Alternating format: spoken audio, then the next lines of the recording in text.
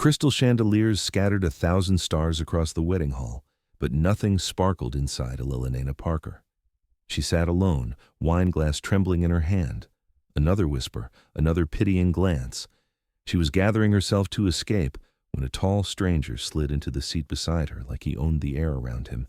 He didn't even look at her. "Pretend you're with me," she choked. "I'm sorry." "What?"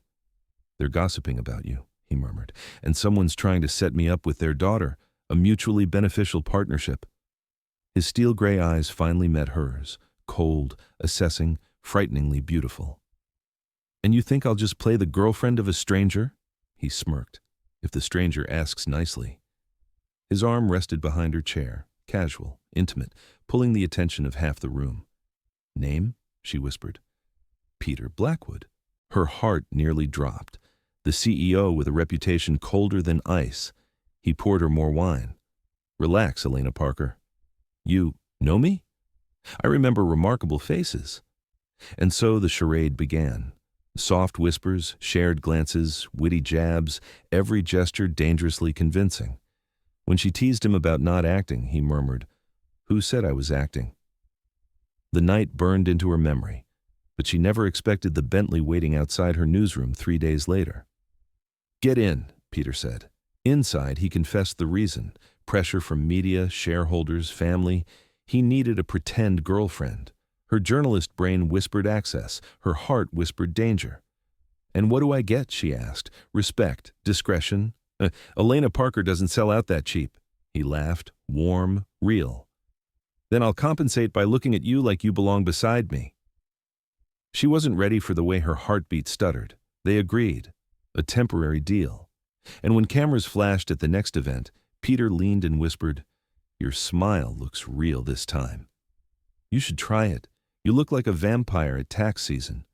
For the first time, he almost smiled. Gala after gala blurred. His hand steady on her back, his voice guiding her through reporters, his presence both infuriating and addictive. But behind every smile, Elena hid her real job. She was investigating a financial scandal. One night, she overheard whispers about offshore accounts, Cayman Islands BLC Holdings, a trail. She dug deeper. Her journalist world collided violently with his CEO world. Then came the concert night, Rachmaninoff, soft gold light, Peter telling her about his mother, the sea blue she loved, and the silence his father forced onto him. For a moment, he wasn't the CEO, just a lonely son, a guarded man. Her heart slipped. Then, at a neon-slick party, with laughter between them and whiskey burning his breath, he pressed her against a wall. "Elena, you make me forget this is pretend." And he kissed her. Fire, confusion, want. But days later, in the newsroom, she found something she prayed to be wrong: Peter Blackwood's signature on the offshore scandal. Her heart cracked. "Justice or love," she whispered, and chose neither. She chose truth. Peter invited her to his headquarters, showing her dreams of clean energy, education, a better world. She watched him with a sinking heart, knowing she held evidence that could ruin him. She wanted another kiss. She wanted to run. But her editor demanded the story. And then, without warning, Peter arrived at her door. Not calm, not loving, destroyed, betrayed. "Don't say my name like you still have the right." "Peter, please, listen. You got close to me for your story." "No, I fell for you. I didn't mean to." "Stop!" His voice cracked like breaking glass. "Everything between us was pretend." "It wasn't pretend for me." But he closed his eyes. Pain, twisting deep. "It's over. Don't come near me again." He walked away. Her world shattered, and the article went live. Stock crashed, media laughed, Peter vanished, but Elena refused to accept the ending. She dug alone until her eyes burned. Then came the anonymous email. Richard Hale. He framed Blackwood. "Be careful." Her heart dropped. Peter was innocent, and she had destroyed him. Elena's hands shook as she opened the anonymous attachment. Richard Hale. His signature, his accounts, his money trail. Not Peter's. Her throat closed. Oh God, yeah, you really didn't do it. She had broken the wrong man. Late that night, as she walked home under flickering streetlights, footsteps echoed behind her. 2 men, hard eyes. "Mr. Hale says stop digging." Metal glinted. Her blood froze. But before the blade touched her, a car screeched to a stop. Peter. He stepped out like a storm in human form. "Touch her," he growled, voice lethal, "and I swear you won't see tomorrow." The men fled instantly. Elena collapsed against the wall, shaking. How did you know?" Peter didn't look at her. His jaw was stone. "I make it a habit not to abandon someone who once stood beside me," she whispered, voice breaking. "Peter, I don't." His tone sliced her. "You hid things. You betrayed me. You let the world tear me apart." His voice wavered, pain beneath fury. "And now you want me to trust you?" Her heart shattered. She reached into her bag for the proof, but his eyes were too cold, too unreachable. She couldn't breathe. He turned away, shut the car door, drove off. She slid to the pavement, tears hitting the concrete. "Fine," she choked into the night. "You won't believe me, but I'll clear your name, even if you never look at me again." She stumbled home and opened her laptop. Her fingers shook. Her heart trembled. Her resolve hardened. She wrote the truth, the full truth, no hesitation, and on a quiet Monday morning, her article dropped like lightning. Who really stands behind the Blackwood scandal? The forgery, the setup, the real culprit. The city exploded. Peter's stock skyrocketed.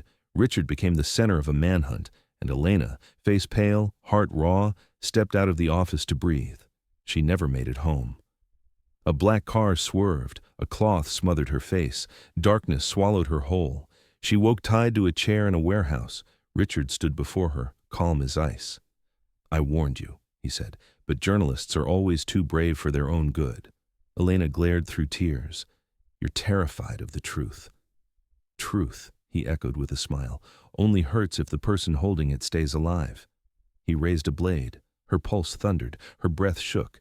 Still, she whispered, "I'd rather die than let you destroy Peter." Richard's eyes flashed with irritation. "I really do hate the stubborn ones." But far away, Peter was already tearing through the city. The police had traced a witness, a dark car, a warehouse. Peter didn't wait. He broke through the door first. "Elena!"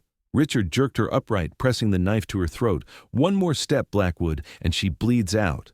Peter froze, his face drained of color. "Let her go," he whispered. "Please, don't do this." Richard sneered. "You always had everything. Now," he didn't finish. Peter moved like a blade. Gunshot, screams, chaos. Richard fell. Elena collapsed, and Peter caught her before she hit the concrete. "Elena, no, no, no, stay awake. Stay with me, please," he begged, his voice cracking. Her blood warmed his hands. "I'm scared," she whispered. "I'm here," he breathed, pressing his forehead to hers. "I'm right here. I'm not leaving you again." The ambulance wailed. Peter climbed in with her, gripping her hand so tightly it trembled. "Just hold on," he whispered, voice breaking. "I can't lose you." Her eyes fluttered. "Peter, do you believe me now?" He swallowed a sob. "I believe you. I believe everything. Just don't leave me." In the hospital, hours bled into each other. Peter sat beside her bed, hair disheveled, suit covered in her blood, hands shaking. The police came. The board came. The world came.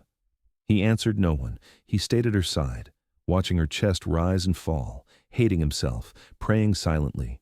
"Take everything from me, just not her." And just before dawn, Elena's fingers twitched inside his, her voice barely a breath. "Peter," his head snapped up. "I'm here. I'm right here." I didn't lie," she whispered. "I know," he said, tears falling freely. "I destroyed you with my doubt. I'm so sorry." She gave a weak smile. "And here I thought the cold CEO didn't cry." "Only for you." He pressed her hand to his cheek. "No more pretending, Elena." Her eyes softened, wet and warm. "No more pretending." Elena healed slowly. Bandaged arm, pale cheeks, tired eyes. Peter never left. Not once.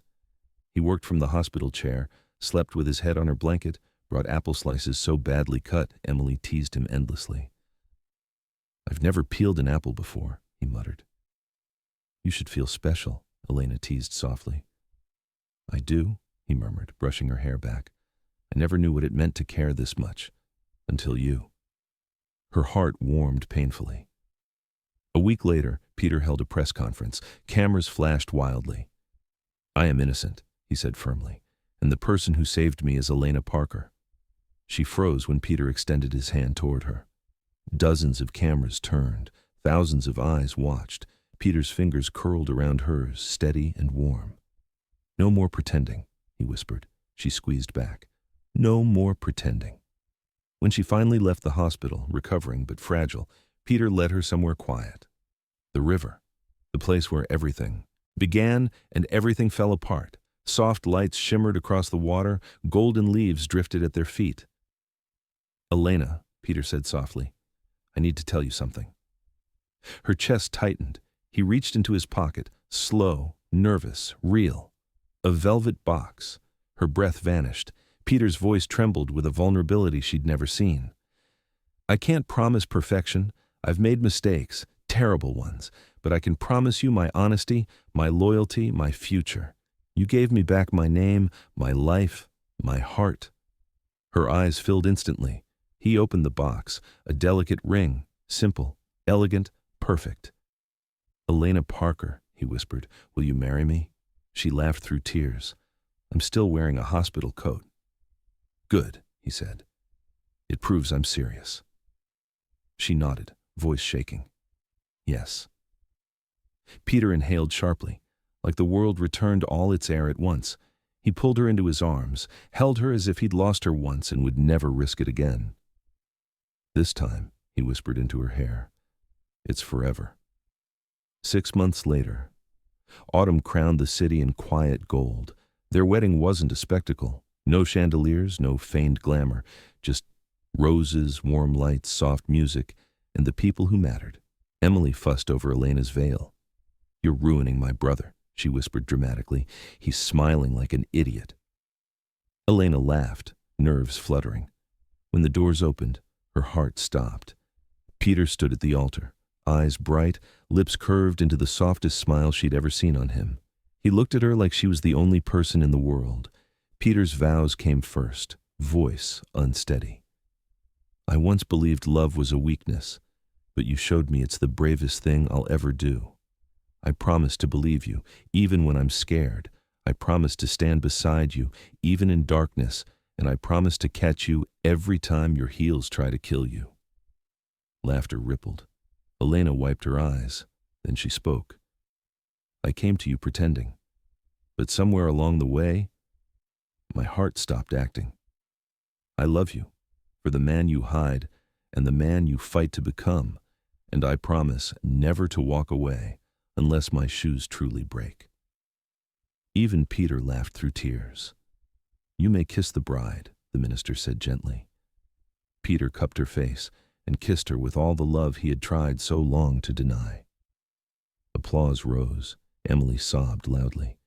Peter laughed into Elena's hair. There was no massive reception, just the two of them sitting by the garden pond, soft lights reflecting in the water. Elena leaned against him, whispering, Funny, isn't it? We started with a lie. Peter kissed her temple, arms wrapping around her waist, and ended with the truth. Fireworks lit the sky, quiet, golden, blooming over the Blackwood estate. Elena closed her eyes, resting against him. Peter whispered against her ear, soft, warm, and full of forever. No more pretending, Elena. This is our real beginning. And beneath the autumn stars, their new life, messy, brave, and tender, truly began.